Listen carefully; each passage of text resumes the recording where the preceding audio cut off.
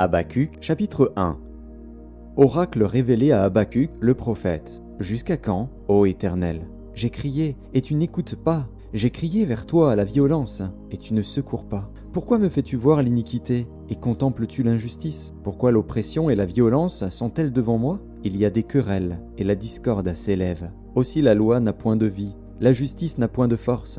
Car le méchant triomphe du juste, et l'on rend des jugements iniques. Jetez les yeux parmi les nations, regardez, et soyez saisis d'étonnement, d'épouvante. Car je vais faire en vos jours une œuvre que vous ne croiriez pas si on la racontait. Voici, je vais susciter les Chaldéens, peuple furibond et impétueux, qui traverse de vastes étendues de pays pour s'emparer de demeures qui ne sont pas à lui. Il est terrible et formidable. De lui seul viennent son droit et sa grandeur. Ses chevaux sont plus rapides que les léopards, plus agiles que les loups du soir, et ses cavaliers s'avancent avec orgueil.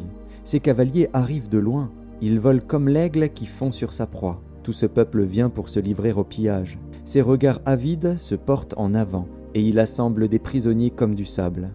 Il se moque des rois, et les princes font l'objet de ses railleries. Il se rit de toutes les forteresses. Il amoncelle de la terre, et il les prend. Alors son ardeur redouble. Il poursuit sa marche, et il se rend coupable. Sa force à lui, voilà son Dieu. N'es-tu pas de toute éternité, Éternel, mon Dieu, mon Saint? Nous ne mourrons pas. Ô Éternel, tu as établi ce peuple pour exercer tes jugements. Ô mon rocher, tu l'as suscité pour infliger tes châtiments. Tes yeux sont trop purs pour voir le mal, et tu ne peux pas regarder l'iniquité. Pourquoi regarderais-tu les perfides, et te tairais-tu, quand le méchant dévore celui qui est plus juste que lui? Traiterais-tu l'homme comme les poissons de la mer, comme le reptile qui n'a point de maître? Il les fait tous monter avec l'hameçon, il les attire dans son filet, il les assemble dans ses rets. Aussi est-il dans la joie et dans l'allégresse. C'est pourquoi il sacrifie à son filet, il offre de l'encens à ses rets, car par eux sa portion est grasse, et sa nourriture succulente. Videra-t-il pour cela son filet, et toujours égorgera-t-il sans pitié les nations?